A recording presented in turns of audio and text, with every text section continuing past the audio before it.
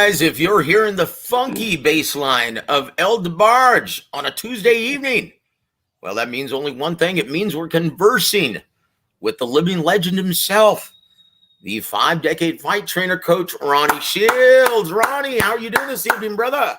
Doing great, man. Doing great. Oh, it's been a minute. It's been a minute. We've got a lot of catching up to do, my friend. Obviously, last Saturday, you had Floyd Schofield as well as David Stevens in the DFW area on the Golden Boy card in support of William Zepeda. How would you grade your two prospects' performances? Starting first with Floyd Schofield Jr., sir. Well, you know, Floyd fought on the Morrell show with Tank. Oh, that's right. My apologies. Then let's stick with David Stevens. We'll address that right after this. We're going from most recent to 2 weeks ago, right? So let's talk about David Stevens from Reading, Pennsylvania. Everyone, boy, they've got one thing to say whenever David Stevens comes up. Boy, that guy is a fun fighter to watch. Is that a good or bad thing in your mind, Coach? No, I mean, it's a good thing. Look, you know, he puts forth a good effort. He fought a guy that had 10 times more fights than he did. Ex fighter who fought for the world title, guy who been in with some of the best fighters in the world in his day, and the guy was really smart. You know, David was trying to catch him. He hurt him a few times, but the most important thing is, he won, and he won big on the scorecards. So that's all that matters. Yep. You gotta take. And I told him, it's a learning experience. You fight different guys.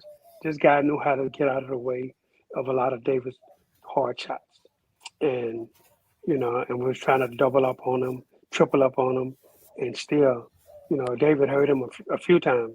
He almost had him a couple times, but I told him you're not going to knock everybody out.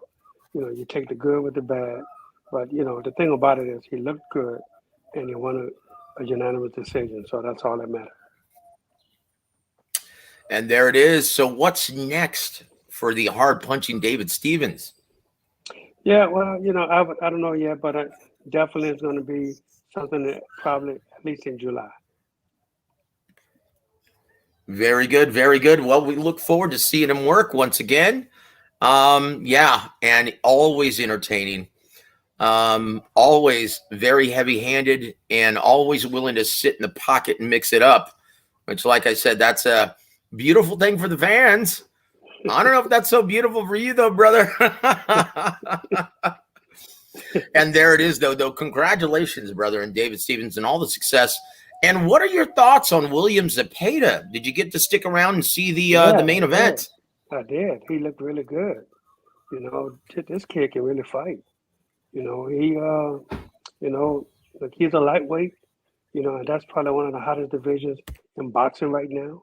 So, guys got to watch out for this kid because this kid look like, he got some good skills. Oh, absolutely. Absolutely. They're talking about, maybe later this year or early next, he's going to fight for a major world title. You look at his style, boy, he comes out guns a-blazing. And he's a machine. He just doesn't stop. Is that a good or a bad thing in your mind? Because a couple of fights ago, he was buzzed and put on his ass. How do you think he fares against the elite of the division? Well, confidence means a whole lot in the sport now. Since his last fight, he's going to be, he's going to have a lot of confidence. But, all he has to keep doing is just keep doing what he does. And, and I think he'll be all right. The good thing about this kid is he can punch, and that's always in his favor. And he's tall and he's lanky. So he got height, he got reach, and he got power. So, I'll match that with anybody. Yeah, going to be a handful for a lot of lightweights, guys. And once again, congratulations to William Zepeda and Golden Boy Promotions. Yeah, they could have a big earner on their hands. Only time will tell, though. Once again, the lightweight division is very top-heavy. It's a very deep division, but boy, the top of the 135-pound weight division, boy, they are elite, Coach. Now let's dive into a couple weeks ago. That brings up your man, Floyd Schofield Jr. Where does he fit in the mix of the 135? Well, all the talent there. Do you predict him being one of the elite very soon, Coach? Absolutely. You know, this kid, man. Can you hear me, sir? Yes, yes. I can hear you. Can you hear me? Can you hear me? I hear you fine. Now I can't. You're going in and out.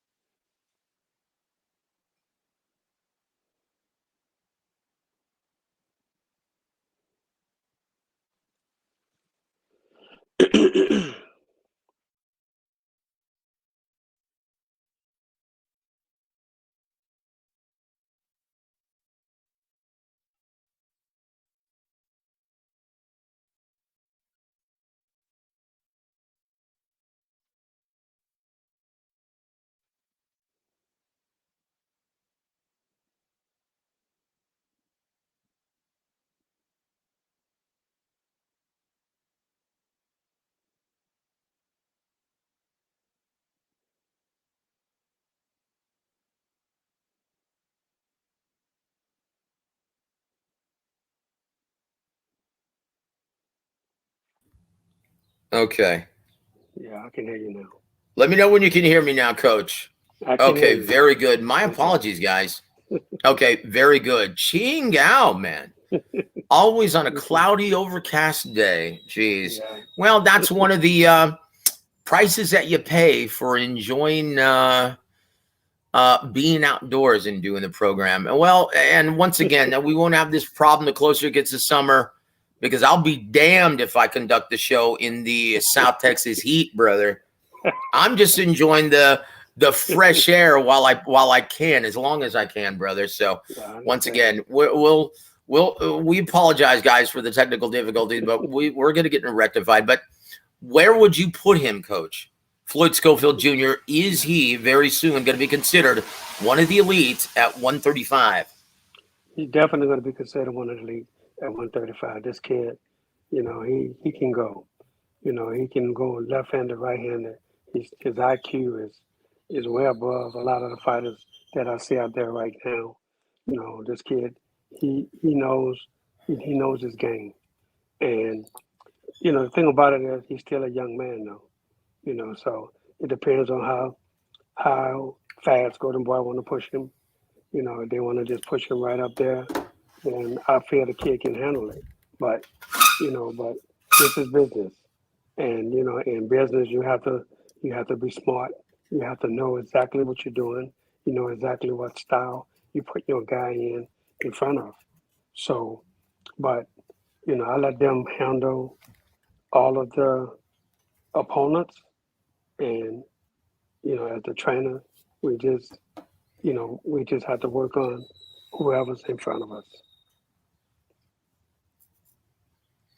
Indeed. And once again, you're working with one of the best managers, attorneys in the business, Mike Miller. He's still the manager for Floyd Schofield, correct? Yes. Yeah. Well, in Mike, Mike, we trust. Yes. He's manager lawyer. Yes. You got two hats. And there it is. And there it is. Yep. I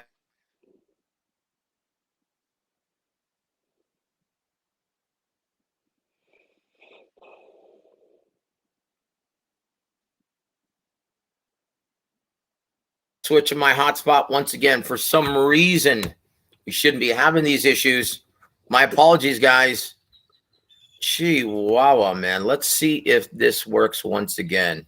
All right. Okay, we good. Here we go. Can you hear me now, Coach? Yes.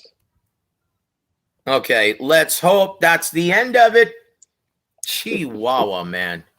All right, brother. Well, I'll tell you what. Now we move over to the Well, the co-main event of Davis versus Garcia. Oh boy. And that's the terror of the 168-pound weight division, Osvari, David Morrell Jr. Holy smoke. Who let that typhoon loose, coach? Yeah, I did, man. I told him from the very beginning that, when they changed opponents on us, I told him, I say, I want you to have a big first round. And that's what we worked on in the gym every day, having a big first round. What did he ever? I felt bad for the old guy. He looked like Osvari made him look like he was 80 years old in the ring, coach. Poor Yamaguchi Falsao. Once again, he didn't know what hit him. It looked like there were 3 fighters punching him in the face and the body in the first round. Is that what it looked like to you in the corner? Oh, absolutely. Again, like I said, I told him, from the very beginning, let's, go put the pressure on him, see what this kid got. I said, we don't want to give him no kind of confidence. A lot of times, like the last couple of fights, I made David sit back, box a little bit, just to get the feeling of who he was fighting. And for this one, I just made him switch gears and just jump right on top of him from the very beginning, not let the guy see anything. And he did just that. Yeah, it almost reminded me of Manny Pacquiao versus David Diaz, in which David Diaz afterwards, you remember, the former Olympian, your guy, David, like, you're very familiar with David. Great guy, completely overmatched from start to finish. And he said, you know what? I had so many hands punching me in the face and the body. I thought Freddie was in the ring with him hitting me. That's what it almost appeared to be. And the athleticism, coach, the angles, the punch, the creative combination punching from all sides and all angles. Coach, is there anyone, and we're going to talk about Canelo, we're going to talk about Benavidez also coming up, but is there anyone who can handle this kid's athleticism at 68 currently? I feel right now that Osvari is the best at 168 right now. He's young, he's strong, he got a lot of stamina. The kid, he works hard, and he listens, and that's the key fact in everything that he does. But, of course, we can all talk, we can all say this and say that, but until it happens, till it actually happens, then that's when everyone else will believe it. So, in the meantime, we're not waiting around for nobody. We made offers, and if that offers don't come in, then, then we have to keep moving on. We want to stay busy this year, and I think he wants to fight about 3 times this year. So, so we definitely want to, just stay busy. And when that opportunity do come, Osvari's going to jump on it. Oh boy, well, congratulations, coach. You have a real diamond on your hands. Boy, he is the truth. And to paraphrase the Monkeys, then I saw him fight. Now I'm a believer. Holy cow, brother. Yeah, he's a beast, coach. He is an absolute beast at super middleweight. And I just cannot wait until he gets the big assignments. And once again, PBC's got the right idea. That was the whole reason for putting him in the co-main event of the evening on that massive card, wasn't it? Absolutely. That everyone see him, people that didn't get an opportunity to see him on Showtime or on Fox before, now they saw him live in a living color. They know what this kid is all about. And in front of the biggest mainstream and casual pay-per-view audience in quite some time. Now, once again, Steven Espinosa stated that you're not going to know for sure for the next couple of months, but he's estimating anywhere between 1.2, 1.4 million purchases for that event. Now, for Showtime and PBC, was this exactly what the doctor ordered for the brass at Showtime, CBS, and Paramount Plus? Absolutely. Everybody, I think everybody came away happy with with all the fights that was put on, and everyone, everybody did their job that they were supposed to do, and all around, I think overall, it was a great show. And I think nobody went home disappointed, except Well, for a couple of people. except for Goldie, except for Joe Goosen. But Ryan didn't seem too bad of spirits after getting his ass whooped. Boy, he was welcomed at the locker room with open arms to a standing ovation. It didn't. Now, once again, if you look at that, it wouldn't appear that he had lost. Now, I'm going to tell you, contrast this, right? Compare this to Roy Jones Jr. after getting knocked out by Antonio Tarver. You look at his locker room after the fight. Right. It almost appeared like someone had passed away. Right. What's the difference here, Coach? And is that why we actually saw the fight play out the way it did? Well, like I said, I've been hearing things that Ryan got hurt doing training. It happens all the time, man. He's not the first one. Nope. And he's not going to be the last one. And he actually fought. He was fighting a good fight, I thought, from the very beginning. He came out boxing the first round. The second round, he decided to pick up the pace a little bit. Okay, I didn't think that was the best idea for him to do, but you don't say. I guess he felt, I guess he probably felt a little bored in there that he needed to show some action. The thing about it is, when you have a game plan, you have to stick with your game plan.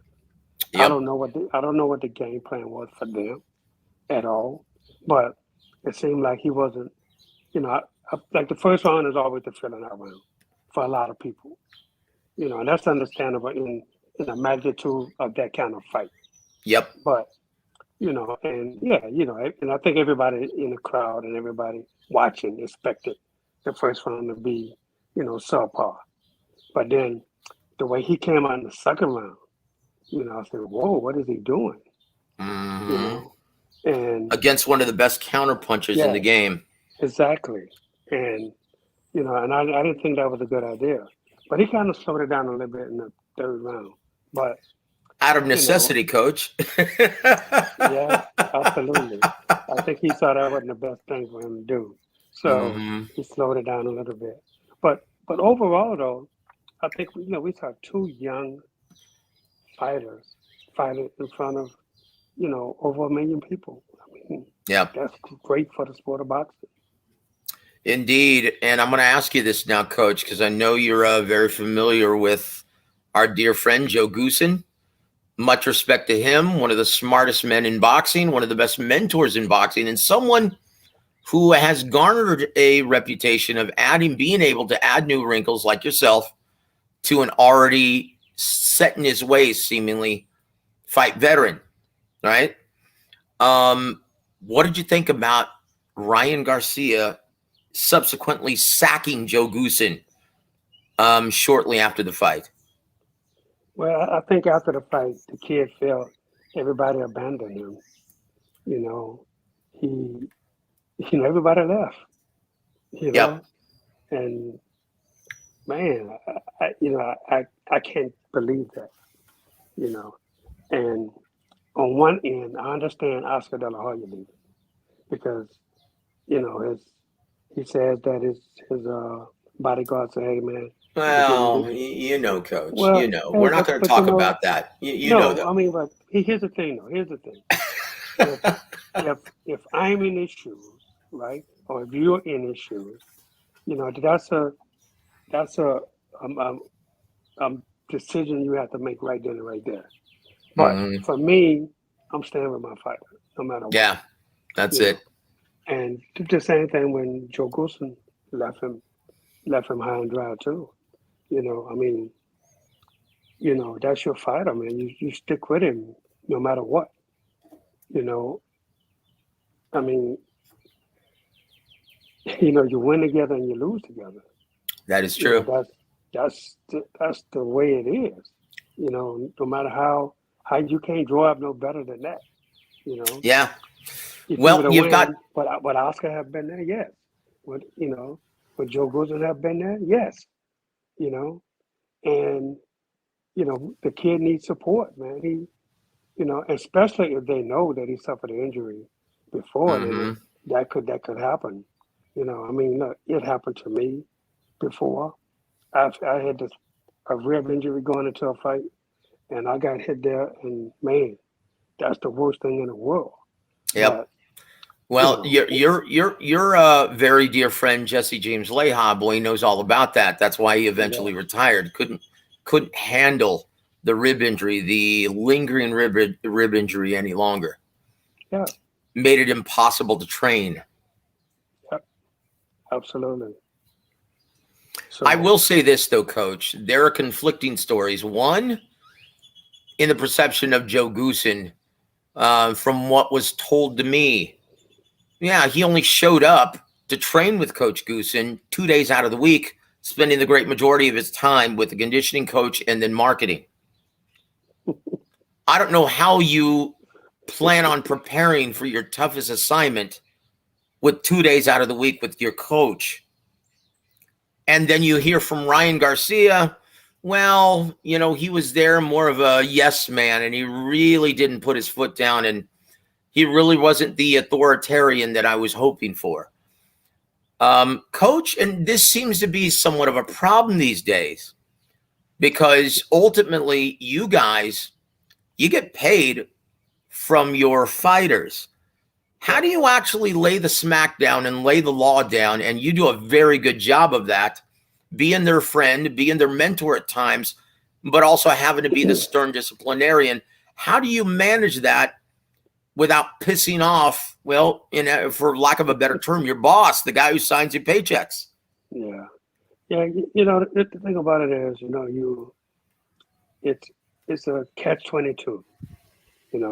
Because if you know the kind of fighter you have, and you said, okay, you're going to give me 2 days a week.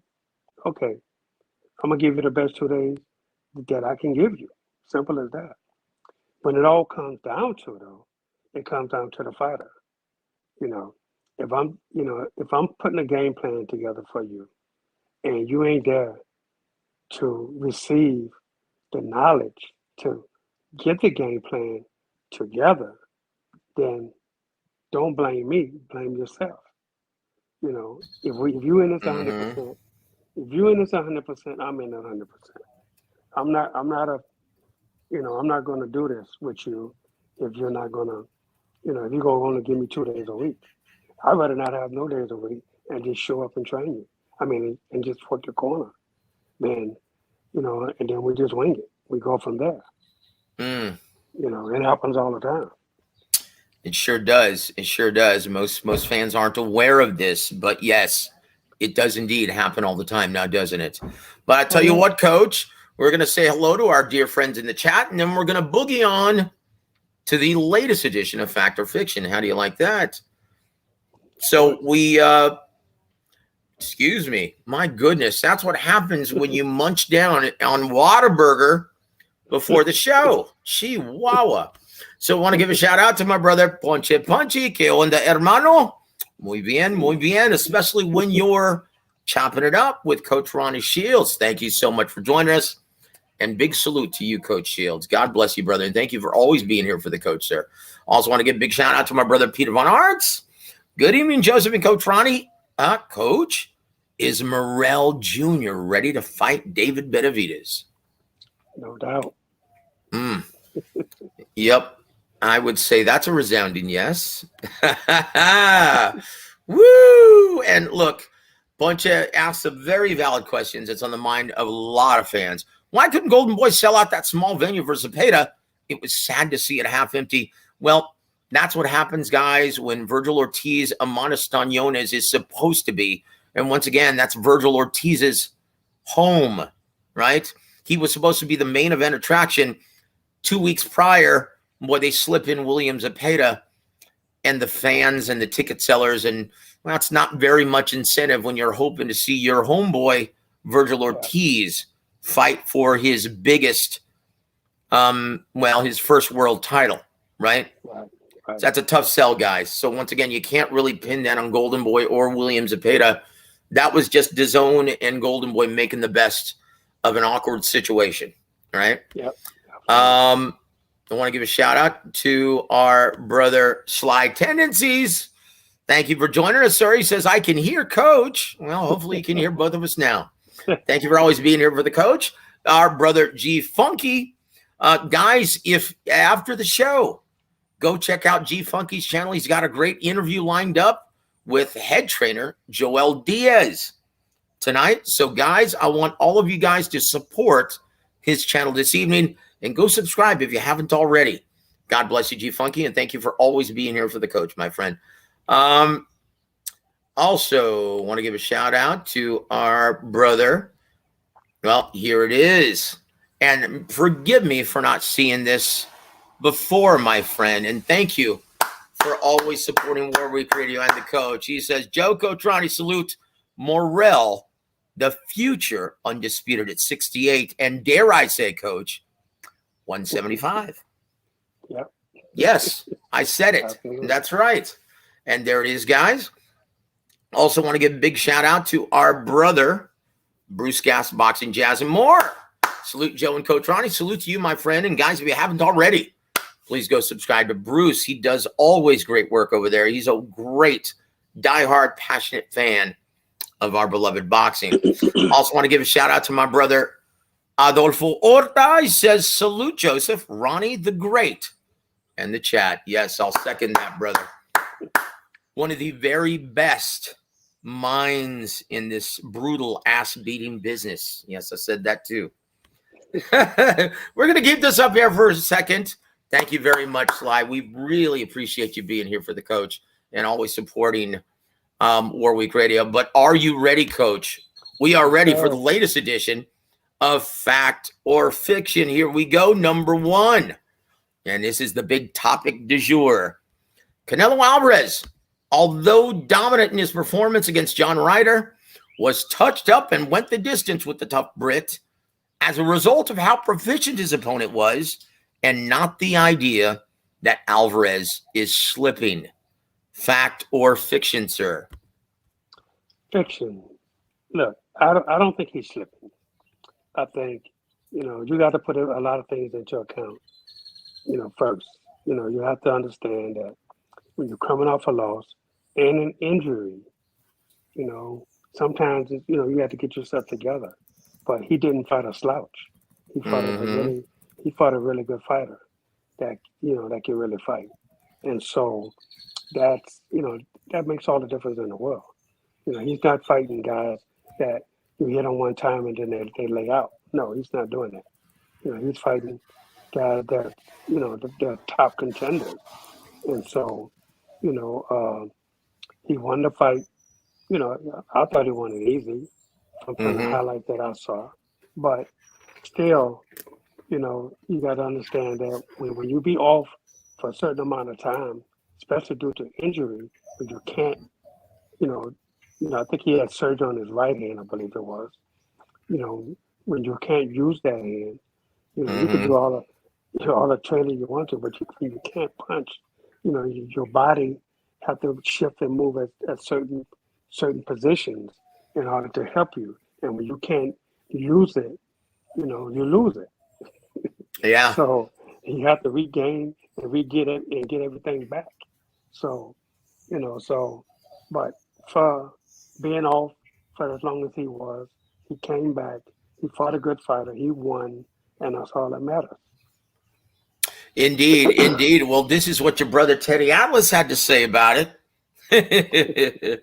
Quote, his nose bled all night. A lot of grit, a lot of heart. With Ryder, you knew you were getting that, and you were getting a predictable, slow guy that's not a puncher. You can see that he's predictable. He's right in front of you, and you were getting that too. But a game-gritty guy nonetheless. And he went on to say this, Coach. You got a slow-footed guy, a plotting guy, a guy that's easy to find, and he can't punch. So it was perfect. And he's going to be there to make it work. It's not like it's gonna be where you hit him with one punch and he falls down. He's going to get you some rounds. The only thing Ryder had going besides his grit and heart was that he was a southpaw. And I even said that wasn't going to make much of a difference because he's a squared up southpaw. He's right there to be hit. One thing I prefaced is that I thought it would go the distance if Canelo has slid, which I think he has. I think he's sliding back. He's getting long in the tooth. And if he hasn't slid, he gets rid of this guy 3-4 years ago. The Canelo of 3-4 years ago gets this guy out of here in a hurry. Now, you can't take anything away from Ryder. You know, you got to love him, his heart, his mental and physical fortitude, but he gets rid of him 3 years ago. That's just it, plain and simple. End quote. Coach, everyone seems to be regurgitating that same mentality. Do you think part one, do you think they're discounting and just merely looking at the resume of John Ryder, not understanding that he's learning on the job, i.e. Orlando Salido? Boy, his resume does not tell the whole picture here. Right. 2, do you think that a lot of people, and what you just said is very important, that Canelo is coming back, and this is his first time in the ring since having that debilitating wrist and hand surgery? Yeah, I mean, look, being an ex-fighter myself, I understand when you have to be off. It takes sometimes, and Canelo's not getting any older, and look at the amount of fights he has. He has a lot of fights. People got to look at that and don't understand that. It's not like he's walking around with 15, 20 fights. No, this kid, he has a lot of fights. 18 years of pro, coach. 18 years. So, and he's getting older. So, injuries don't heal up as fast, and he's been away, and then you're coming off a loss. You got to understand that sometimes, you have to regroup your mind. Your mind has to get back focused on everything that you've been doing from before. And yeah, I agree. 3 years ago, if this fight would happen 3 years ago, yeah, he knocks him out early. Absolutely. But that Canelo 3 years ago was a guy who threw punches and combinations, and he set punches up and this and that. Now, yeah, he's a little bit slower, but that comes with age. You're not going to always be fast. You're not going to always heal as fast also. So, you got to give credit though. Still, he fought a guy that was ranked pretty high in the WBO. And, and everybody knows this kid takes a good punch. Yeah, he was blooded, but that don't stop anything, And he dropped the kid one time. Well, unless your name is Ryan Garcia, coach. Did I just say that? I'm sorry, brother, as you were. My apologies.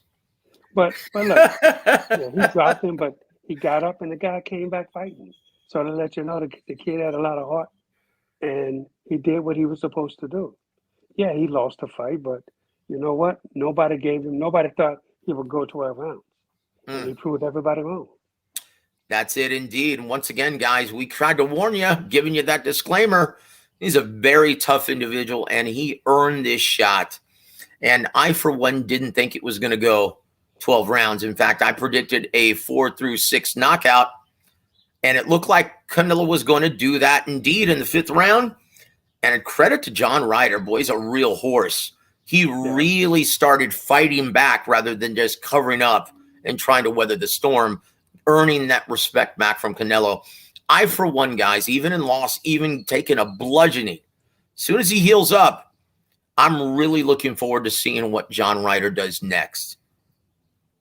I actually became a fan of John Ryder after this. Once again, we'll see. And tell you what, that leads us to our next Factor Fiction coach. Peter Von Ark says, Coach Ronnie, will Morrell Jr. Benavidez scrap in September of this year? Just asking. Don't answer that yet, Coach. This leads us to our next Factor Fiction. I'll leave that up there for Peter. Okay. Number 2, Coach. Canelo Alvarez will not face Dmitry Bivol later this year, but will elect to face WBC Cruiserweight champ Badou Jack instead. Fact or fiction? Fiction. I don't see that happening. Oh, let's hope I not. don't I don't see that. I don't see that. I mean, look, why? For what? I mean, it doesn't make sense to me.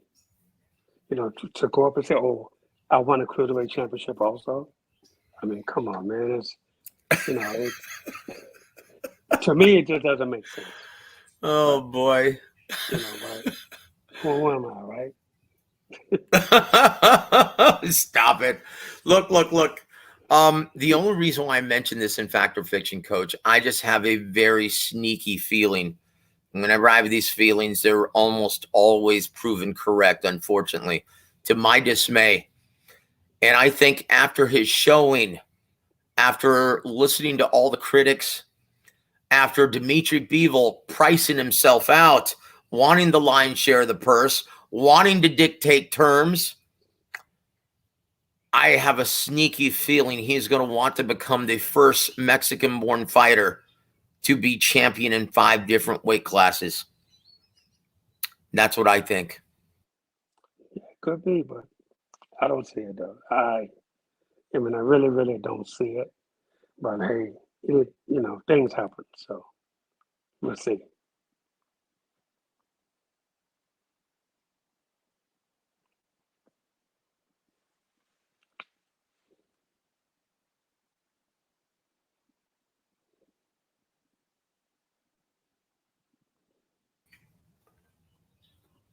Will this ever end, Coach?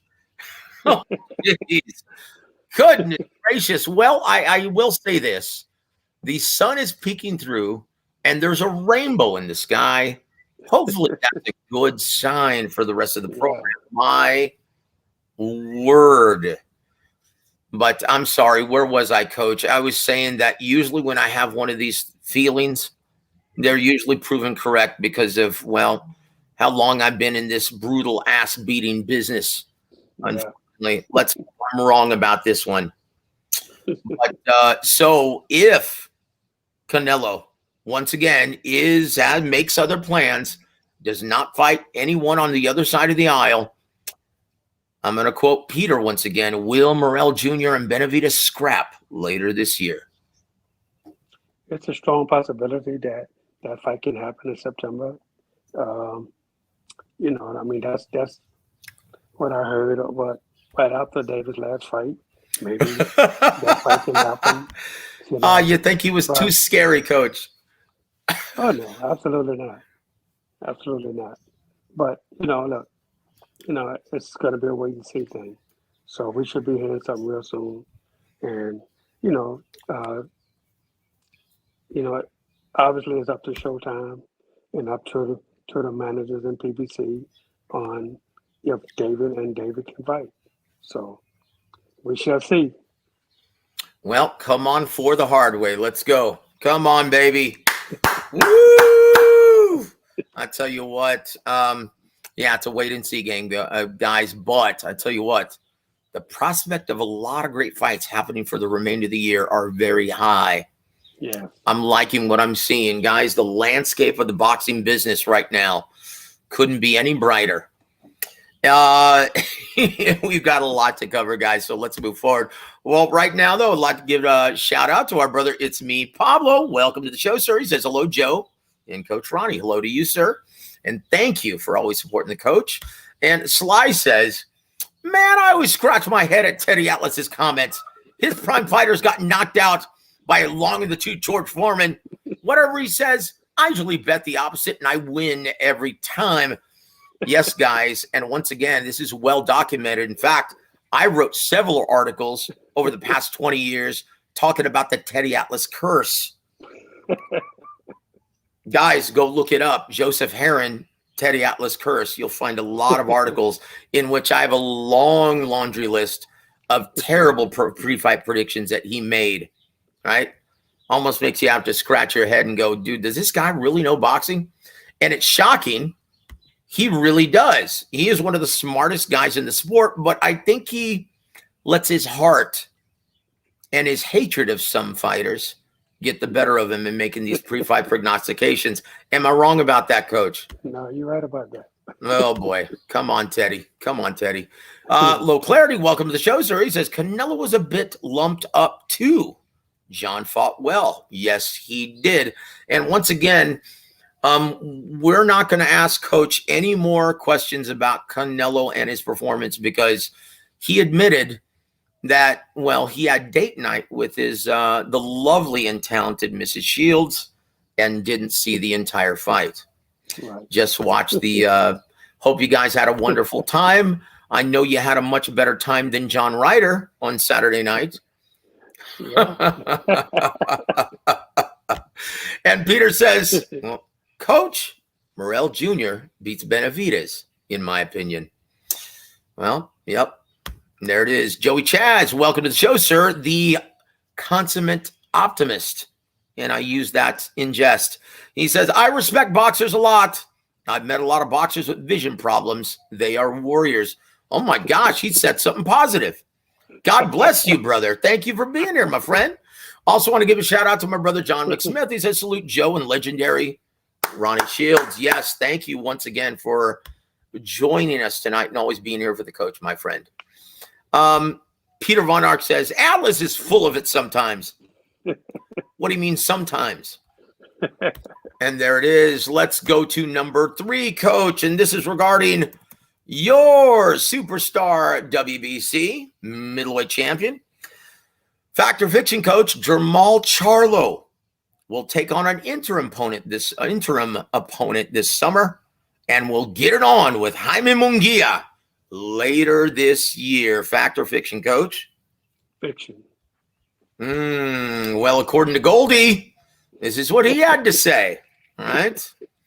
You know, the WBC, they need to step in and strip Jermall Charlo of his title.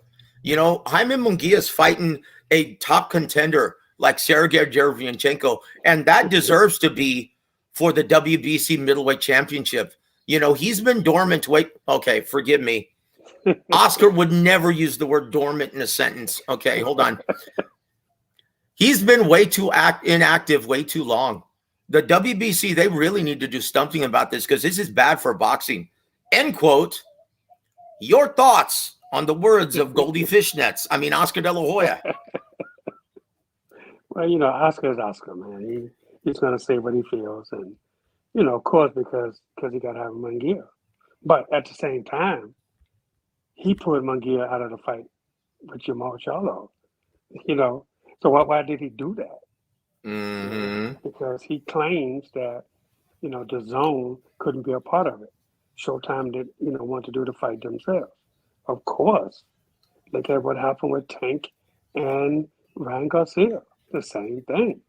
Yep. So, you know, Showtime has money. They don't need a partner. They don't need a partner. And they definitely didn't need a partner in Jermall and Munguia. Yep. So it's their fault that fight didn't happen.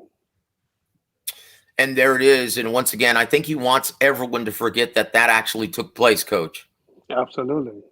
Yeah, that's it. And once again, and I think he forgets that WBC, they already have an interim middleweight champ in Carlos Adames. Yeah. So what the hell are you talking about, Oscar? Now, I don't see Jaime Munguia knocking down Carlos Adames' door either, brother. Do you?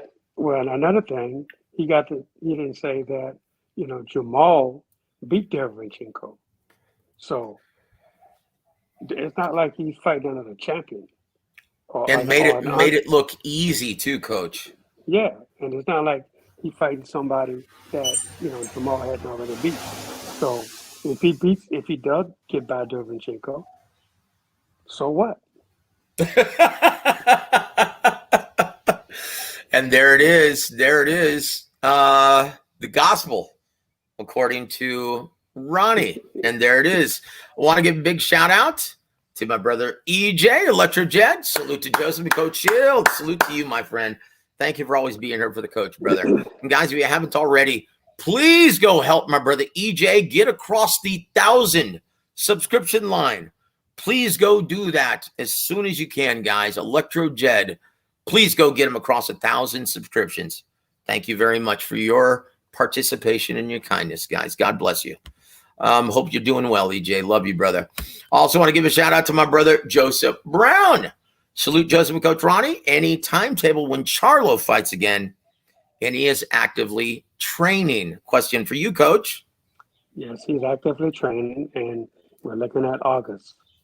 Now we're looking at August. Do you have any idea who the opponent would be? Not as of yet, but that's going to be coming within the next few weeks. Very good. We look forward to it, Coach. We cannot wait. And let me ask you this. We know Jermall, boy, he's got a lot of irons in the fire right now, a lot of potential big fights looming in the distance. As soon as you get this one out of the way, and once again, first things first, it's a fight-by-fight basis. Don't want you to look too far down the road, but is Carlos Adames is shutting his big mouth on the horizon, sir? You know what? I don't know, because, we right now are just worried about Jermall. We're not worried about Carlos Adames. He's just begging for a fight. That's all. But what he got to do is, think about his next fight, which is June 24th, and against J-Rock, Julian Williams. So, he better concentrate on that and not stop worrying about what Jermall is doing and concentrate on what he's doing, because J-Rock is no easy fight for nobody. That's right. So, but again, fighters are going to keep talking because, of course they want to fight. They want a shot at the title, but he's going to have to stand in line and he's going to have to wait just like everybody else. And there it is. And there it is. And once again, guys, this is a very good sign, though, Coach. Whenever I see Jermall busy on Instagram, yeah, it makes me happy because I know he's feeling much better about his situation. He's getting that itch to fight. And, boy, today he had a lot to say about Canelo Alvarez. He said, oh, man, with that performance, man, that boy ain't got nothing for me. Get the F out of here. Your thoughts on, is that a good sign for us fans looking forward to Jermall getting back in the ring? Well, that's a great sign. He's definitely getting back in the ring. Like I said, we started working. We started working out. He's working out, and we're just looking for an opponent and for the date. So. And there it is. There it is, guys. Look forward to that. We'll keep you guys updated on when that fight will be announced and against whom. Also, our brother Joseph says, Carlos Adames fights in June against J-Rock. I'll be at that fight. Good for you, brother. Thank you for always supporting our beloved boxing. You were a great, passionate ambassador of the sport. Thank you for doing your part, sir. And, yeah, Coach Ronnie just said that. Hey, man, you got to take care of J-Rock first. He's not killing himself to make weight at 160 pounds, brother. And you predict that that's going to be a much more difficult fight than everyone anticipates, isn't it? Oh, absolutely. J-Rock is no pushover. J-Rock can really fight. Yep, and there it is. And EJ, it's my pleasure, my friend. Thank you for always being here for War Week Radio, as well as Coach Gogi and Coach Ronnie. Says, thank you, Joseph, not only being so knowledgeable, but also being a friend in the YTBC. We're here for each other, my friend. God bless you, brother. We all have to look out for each other. Yes, indeed. Yes, indeed, sir. I'll never forget that. Thank you very much, my friend. I tell you what, G Funky says this. Charlo versus Adames is a great matchup. In your mind, Coach. Now, once again, I always love talking to you about these potential matchups because I can always identify when you see something that you're going to be able to exploit in your opponent. You had this kind of milk on your whiskers appearance when I was talking to you about Derevyanchenko and a lot of people picking the upset. And we brought this up a couple weeks ago, and you had that same grin on your face. Is there something that you see in Carlos Adames? And once again, you don't have to say anything on the air other than a yay or nay. Now, do you see something in this matchup that you're your man Charlo is going to be able to exploit. Well, I tell you like this, right? I've never seen Adama's fight. I saw highlights of of, of of one of his fights, and that was it. I've never had to look at him before. So, I mean, I study guys who I know we're fighting. If it's already signed on the dotted line, that's what that's what I put my attention to. I Of don't put my course. attention to people who's doing all that yakking, because it doesn't mean anything. But Yep. when it's time for me to start taking a look at him, I'm gonna look at all the holes in his defense, and I'm gonna look at the things he do best on offense. So, And there it is, guys. And there it is. Oh, let's hope that happens sooner rather than later, guys. Let's hope that happens sooner.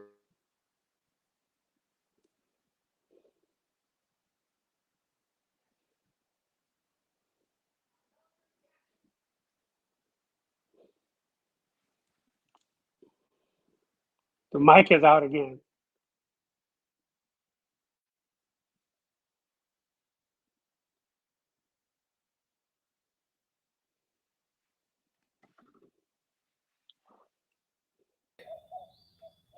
Hold on. I got you. You back. I've got two of me now. Hold on. Chihuahua. All right. Now we're good. Come on, Rainbow. Let's go. Ching. How, man. Let's go to this. And once again, there's a question from Sly Sentencies, or a comment and a question. He goes, Coach, Andrade said on Brian Custer that he can't make middleweight any longer. Yet he just said he's talking to Charlo about a fight at middleweight. Why does this guy claim so many are ducking him? And you laugh. Oh, Chingo. Man, I don't know. Look, Andre is. I don't know what to say about this dude, man. He's all over the place. Yep. First he was with Matchroom, then it was over here, then he was over there. He's been trying to get with PBC. He don't, I mean, this dude is, he talks so much, number one. He talks himself out of fights instead of into fights. Yep. So, we just gonna let that be what it is. And there it is, and there it is. And he brings up this other point, as if that wasn't enough. He says he dropped the WBO to avoid Janabek Ali Manola, who's going to fight this Saturday on ESPN. But then he wants to fight Charlo in middleweight? I'm lost. Well, don't forget, he also ducked out of a WBO championship fight against Zach Parker. And if he had gone through with that, he would have faced Canelo Alvarez on Saturday. Yeah. You snooze, you lose. Demetrius, boo-boo. At least now we know why he calls himself boo-boo, crying all the time because he can't get a big fight. Yeah. Chingao. I tell you what, man. Yeah, no more talk about boo-boo Andrade, man. That guy, the only person I can say makes just as bad decisions, right, concerning his business. And it's a damn shame because I really like this gentleman. You're very familiar with him. Is Regis Prograis. Yeah. He just signed with all of the great big matchups that he could have made with either PBC or Top Rank Boxing. He signs with Eddie Hearn in Matchroom Sport in a 3-fight deal. What's going on with that, Ronnie? Hey, man. I heard he turned on a lot of money from Top Rank. Yep, I heard he turned down a lot of money from Top Rank. That is absolutely right. And plus, you could have easily, your first fight with Top Rank, maybe second, the winner of Teofimo Lopez and Josh Taylor for the title. Yeah. Why would you turn that to fight Liam Perro, Montana Love? Why would you do that? Well, that's man. I know Regis. Regis is a good guy, but this is business. So obviously, it's something over there that he wants. I mean, I don't know. But I know he didn't make the decision by himself. He has a manager. Managers that's also in his corner. So I don't know, man. It's their business. You know, Oh again, boy. we don't know. But he wanted to fight at home. I know. So his next fight is going to definitely be in New Orleans. Yep, against Liam Perro. Well, let's just see how that plays out. But in my opinion, boo, terrible decision. I tell you what, want to give a big shout out to my brother Tyrese Bowie. Thank you for being here for the coach, sir. God bless you, my friend. Also want to give a big shout out to my brother Dre Finest. Salute Joseph and Coach Ronnie Shields. Thank you for always being here for the coach, my friend. And John McSmith with a little tongue-in-cheek here. Joe, why you hating on Boo Boo? He's risking his life for your entertainment, don't you know? I will say this. When's the last time he's risked anything for our entertainment, brother? Can you remember? I can't. I can't remember when the last time he's fought. Except maybe on an undercard of, was it Tank Davis and off TV, Tank Davis and Hector Garcia? Oh, no. That was on the pay-per-view portion. He fought the guy who just mowed my grass the other day. Yeah.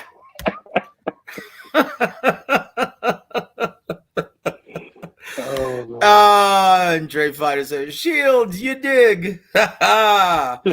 Oh, geez. Good to see you, my friend. Good to see you. And thank you once again for always being here for War Week Radio and the coach, my friend. It means a lot to us. Let's move on. Well, it looks like you've already answered this. Number 4, coach, because Canelo will be busy with other plans later this year, in my opinion, fighting for the WBC Cruiserweight title against old man Badou Jack. David Morrell Jr. will indeed take on David Benavidez in the fall. You already answered that, coach. Yep. It's a wait and see thing, guys. So we're going to move on to this weekend's festivities coming up. On the undercard of Rolly Romero versus, Ismael Barroso. Old man Ismael Barroso hasn't fought in a 12-round fight since 2019. And we've just heard that fight's going to be available for the interim WBA 140-pound title, whatever the hell that means. We'll get your thoughts on that in a second, but here we are. Fact or fiction, coach Omar Juarez on the undercard will be upset and knocked out by Cuban exile Rances Barthelemy on Showtime this Saturday night. What say you, sir? I would say fiction. I don't think he will get knocked out. Like Rances, I've been knowing Rances a long time. I've worked with him a little bit. He's not a big puncher. He's a good fighter, but he's more of a boxer, not the puncher in it. And I don't see him knocking out too many people. So you think it's going to go the distance, or do you think? Do you think Omar? It's funny. I'm a little nervous about this one for Omar. One, I like Omar and his people. He's a very good fighter, good kid. He has a lot of promise. But Rances, he's a very sneaky and crafty southpaw counterpuncher. If you're too eager against this guy, we'll make you pay for it. What is the probability of an upset this Saturday night, coach? Slim and none. You think so? Woo! We'll see what happens. We'll see what the soothsayer, Coach Ronnie, see if he's correct. But G Funky, I think, has the beat. In style matches of this nature, Barthélemy is dangerous, but he is the old man in the 140-pound division, isn't he, Coach? Yes, he is. And there it is, guys. There it is. Without saying so, well, that's what Coach Ronnie was alluding to. Oh, and John Smith has a dig. He says, when's the last time Andrade fought? About the same time Charlo did, sir. Touche, brother. Touche. That was a good one. That was a good one. We'll see. We'll see, though, who he fights next, and we'll see who Andrade fights next. Let's compare the two, shall we? Well, let's go to number 6, indeed, Coach. Fact or fiction, 2024 will indeed prove to be the final year of Canelo Alvarez's illustrious Hall of Fame career. Fact or fiction? Wow, that's a hard one. Mm-hmm. But I'm gonna say fiction. I'm gonna say fiction because it all depends on who he fights. Yep. I don't think the fight with Brit before is going to happen. Too many problems. Um, I don't think he's going to fight Benavidez. I don't think he's going to fight Osvari. Mm-mm. You know, he may go to Cruiserweight and fight Badou Jack. Hey, what about that? That's what I'm saying. I think he's going to do that, Coach. I think that's exactly what he's going to do in September. I think Bivol's going to price himself out. Once again, this is a guy who thinks, and once again, I don't know how familiar he is. Well, I don't know how well versed he is in the often unfair business of boxing, but he seems to think he can call the shots at this time against Canelo Alvarez. Yeah. How's that going to end for him, Coach? Well, I know Canelo wanted to fight him again at 175, but he wants to fight for Bivol wants to fight for the undisputed at 168. But they don't want to do it at 168. They don't want to risk him losing again to Bivol, and then now he loses the undisputed. Yep. So and then now it turns out, Coach, that Dmitry Bivol and his people are demanding the lion's share of the purse because they have a big victory over him. Yeah. Would you like to tell him how the business works, sir? They know how the business works, but of course they will keep overpricing themselves. They don't really want that fight again. Especially at 175. They want to do it for all the marbles. I think they would go down on the money if Canelo would agree to do it. But to me, why wouldn't you want to do it at 168? I think Canelo will be stronger at that weight, than going up to 175 and fighting him. But it's something that they don't like about this fight being at 168, and I don't understand it. Yeah, well, you know what? This is my prediction. If they do indeed fight at 68, I think this is where Mauricio Suleiman steps in, and that's Canelo's ace in the hole. We're not going to sanction any fights with a Russian. So even if Canelo loses at 68, he's still the WBC champion at 68. How do you like that, Coach? Hey, it is what it is. Come on, Mauricio. Come on. The ace in the hole, baby. Woo! Yep, we be crook strikes again. Also want to give a shout out to my brother James from the Boxing Source. Always does a great job. Thank you so much for being here for the coach. Always. You truly do a great job on all of your coverage. Guys, if you haven't already, please go subscribe to my brother James at the Boxing Source and be sure to look up and bookmark. Check it out every day for news. BoxingSource.net. I think I got that right. Ponche says this. Joseph, are the sinister rumors about Bivol's wife true? Perhaps that's the root of his delusion. Brother, I don't concern myself with that crap. I just talk about the business of boxing and try. And once again, we are here to give you guys a much greater understanding of the business and why certain things happen and why they don't. I don't care about anyone's old lady. Come on now. Jeez, that's crazy. But thank you for that, Bunch. I appreciate it, brother. Joseph seconds that. He goes, yep, We Be Crooks is Canelo's ace in the hole at super middleweight. Yeah. It's hard to ignore that, isn't it? Hard to ignore that. Oh, boy. And look, I'm sorry, guys. We have our friends and brothers joining us at different times. So can you put this to rest one more time, Coach, from our brother Dre? He says, Brother Ronnie, you think we can see Morrell versus Benavidez or Canelo in the near future? Absolutely.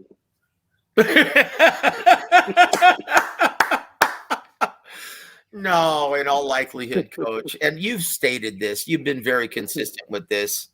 Like in your virtual article that we released 2 weeks ago, you said, you know what? We have no confidence that Canelo will fight either David of the super middleweight division, neither Morrell nor Benavidez. And after this last performance, Coach, are you even staunch believer in that theory? Not at all. There it is, guys. There it is. No confidence that the Cinnamon Boy will fight either David of the super middleweight division. According to Coach Gogi, according to a lot of people, Coach, he now would heavily favor Morrell or Benavidez or Bivol in head-to-head fights in 2023 with this version of Canelo Alvarez. Would you disagree with that? Not at all. And there it is, guys. That's it. That's it. Let's go now to number 7. We still have a couple, Coach. We'll try to make this as quick as possible. We're over time. So here we go. Fact or fiction. Devin Haney will indeed be outpointed by Vasily Lomachenko on May 20th. Fact or fiction, Coach? Fiction. Don't see it happening. You know, the thing about it is, Haney can't make this a close fight. Haney has to be Haney. Just go out there and do what he do. And I think he wins this fight easy. But close rounds are not going to go to him. Mm-hmm. You know, he has to understand that. He has to know that going in, you know, that he's not going to get any close rounds. So, you know, and I think he knows that. And I think he's training for that. And I just think that that Haney is just a better fighter. You know, I think Lomachenko, you know, they was really high on this kid, and they put him in too fast from the very beginning. And, you know, and I just think that, you know, they just put him in too fast. Every fighter can be put in as fast as they was trying to put this kid in. And that's correct. It's catching up to him. And Haney, I just think Haney is just too good of a fighter. And I just think Haney is going to win this fight. Coach, do you think the height, the reach, the youth, the young legs are going to be way too much for Vasily Lomachenko in 2 weeks? Oh, without a doubt. Without a doubt. Well, guys, and once again, I wish I could watch that fight live, but I'm going to be ring announcer for TMB on at the Techport Arena on May 20th. How do you like that, Coach? All right. Oh, I tell you what, as much as I would love to see that fight live, I would much rather be calling the fights in front of 4,000 fans. How do you like that? Yeah, buddy. That's what I live for. Sly, once again, thank you, my friend, for the super chat and for asking this brilliant question, because this is indeed an enigma. No one's been able to do it in the pro ranks thus far. Coach, if you were Eddie Reynoso, given your if you had the pupil and the fighter Canelo Alvarez, how do you beat Dmitry Bivol? What strategy? What style? Well, the first strategy is he got to get on both knees, put his hands together.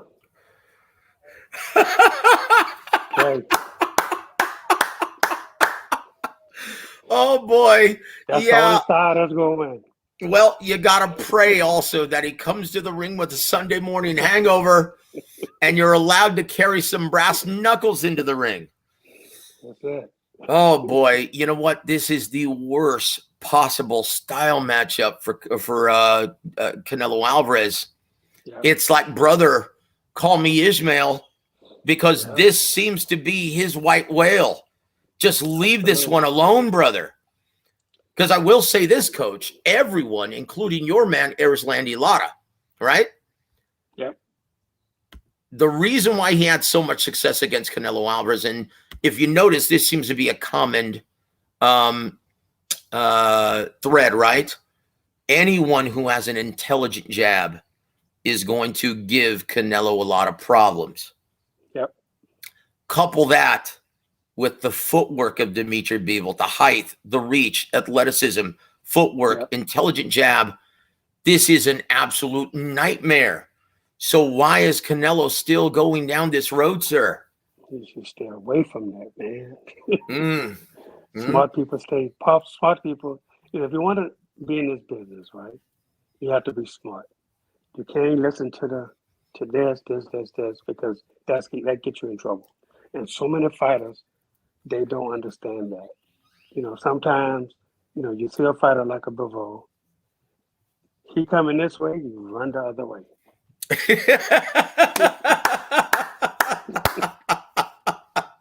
Simple. Oh boy. Yeah, this is all wrong once again, brother. Dude, this is your Moby Dick. Turn around, run as fast as you can in the other direction, brother. Don't pick on the Mad Russian any longer.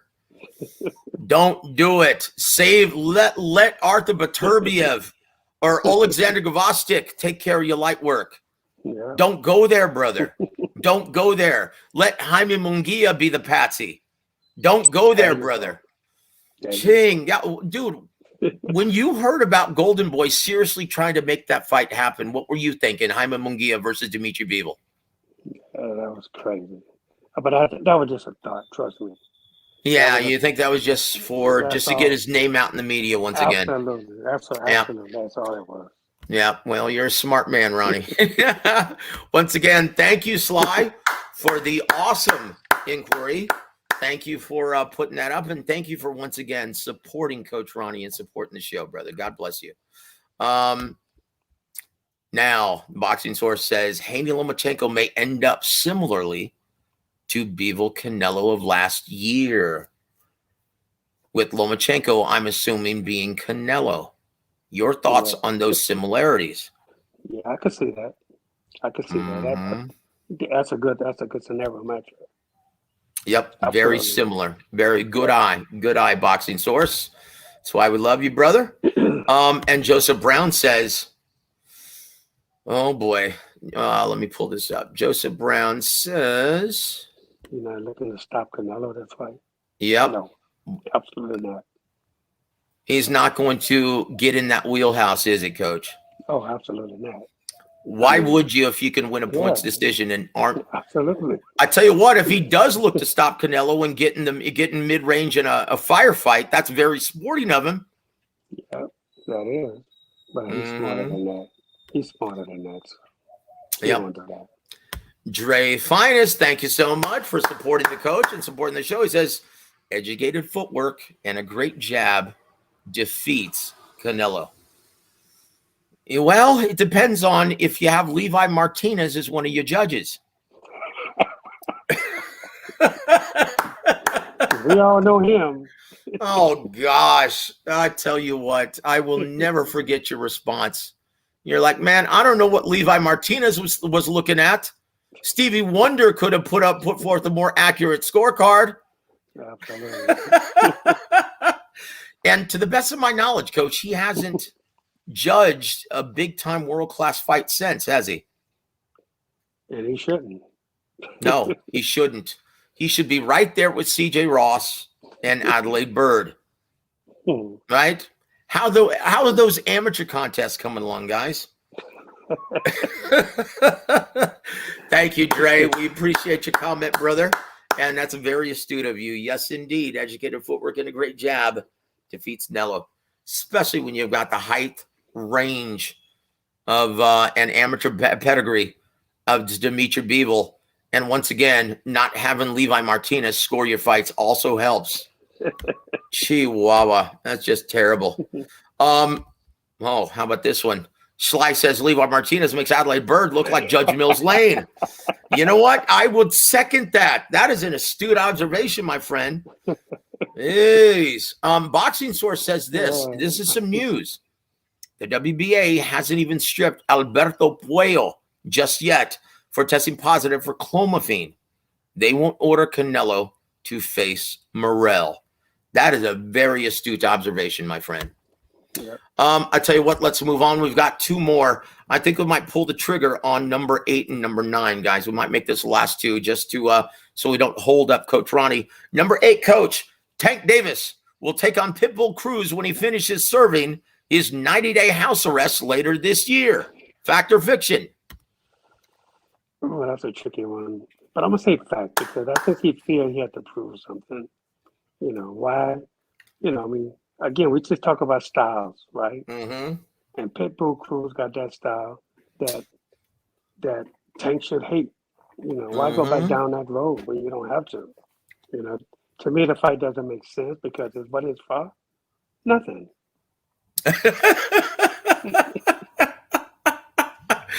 Oh, truer words were never spoken, Coach Ronnie. But I will say this. If you're looking to once again get the interested Hispanic market involved in your pay-per-view purchases once again, yeah, Isaac Cruz seems to be a very worthy candidate. We'll see, guys. We'll see if he pulls the trigger on that. But once again, I have to say this, guys. Coach Calvin, one of the best mentors of the sport. And from what I heard, what I was told, and I'm not going to mention who told me, but from what I was told, the reason why he was able to get 90-day home arrest and not the Who's Gal was because Coach Calvin offered to be his sponsor and to let him fulfill this 90-day home arrest at his house. Yep. Did you hear that same thing, Coach? Sure did. Yep. And what a guardian angel Coach Calvin is to Gervonta Davis. Yes, he is. What a great guy and a great mentor. Just a great human being, and once again, great for the sport of boxing. We need more gentlemen like Coach Ronnie and Coach Calvin. Barry Hunter's right there alongside with him. There are guys, as often as fans like to get down on the sport of boxing, this is a great story. And, you know, there are a lot of good people affiliated in this often brutal, unfair business. But this is a time where, yeah, boxing and its mentors and its participants need to be celebrated. God bless you, Coach Calvin. Thanks for being you, brother. And thanks for looking out for the face of boxing. I will say this, Coach. What did you think of Jake Paul's comments today? And I love this. Someone asked him, hey, who's the real face of boxing? Jake Paul goes, well, to be honest with you, Canelo's still the face, Gervonta's the tits, and I'm the ass.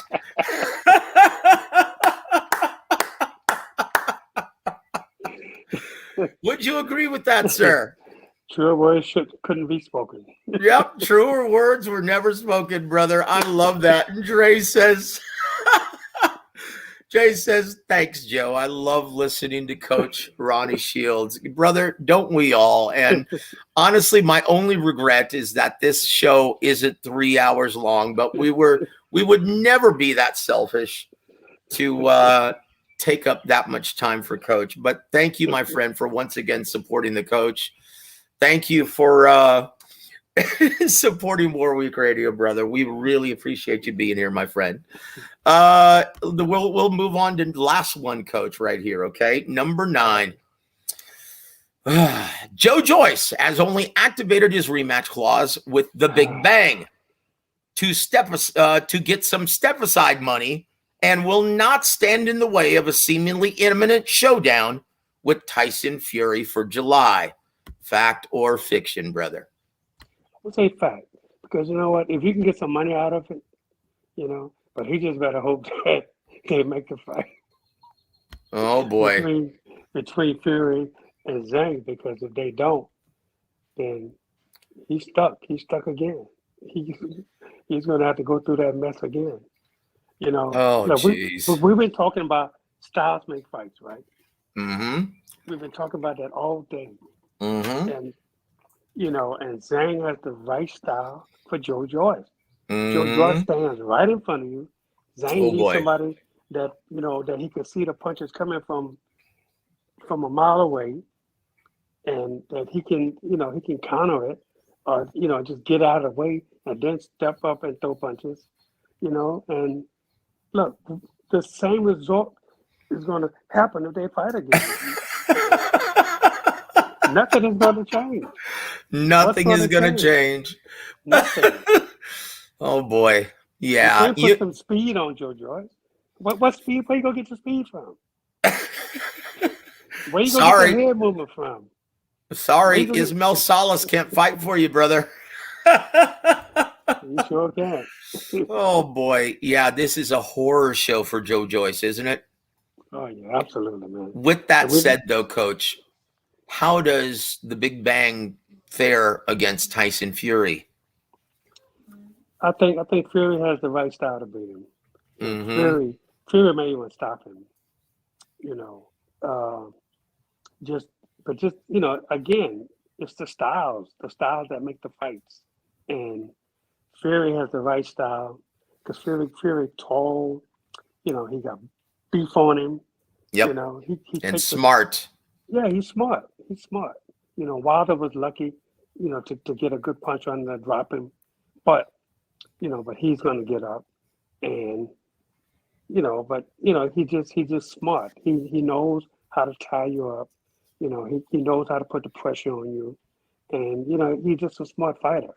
And it's a different style than standing up, throwing punches from North Carolina to South Carolina. You don't see him. You know, it won't be that slow. And Fury got a good punch on him also.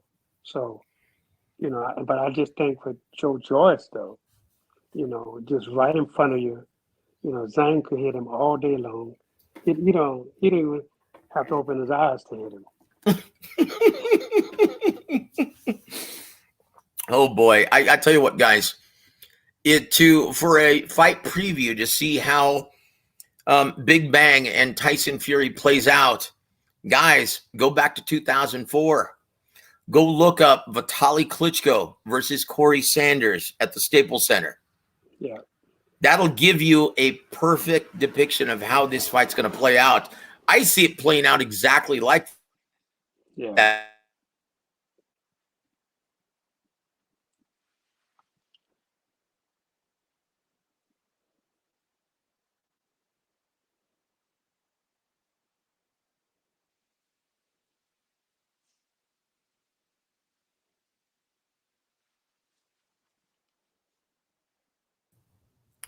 Well, Chingao, brother, I think that's something telling us it's time to bring this show to a close. Goodness gracious.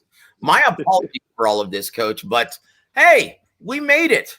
And it only took 84 minutes for it to happen. But guys, if you're wondering how Big Bang versus Tyson Fury looks, go look up Vitaly Klitschko versus Corey Sanders at the Staples Center. Some scary moments for Tyson Fury, maybe in the first 3 rounds. But as soon as he finds range, it's all over. Yeah. It's all over. Coach, any parting shots for our listening audience, my friend? Keep watching Warwick Radio, and you could always follow me at official Ronnie Shields. Coach, thank you so much for once again being a part of this program, sir. And you know what, guys, look for several articles to come out of this interview. God bless you, Ronnie, and we look forward to chopping it up once again next week, this Tuesday. And once again, guys, don't forget to join G Funky tonight when he interviews Coach Joel Diaz from Indio, California. But guys, on behalf of the living legend, Coach Ronnie Shields, I'm Joseph Herron. You've been listening to Warwick Radio. Have a great evening, everybody.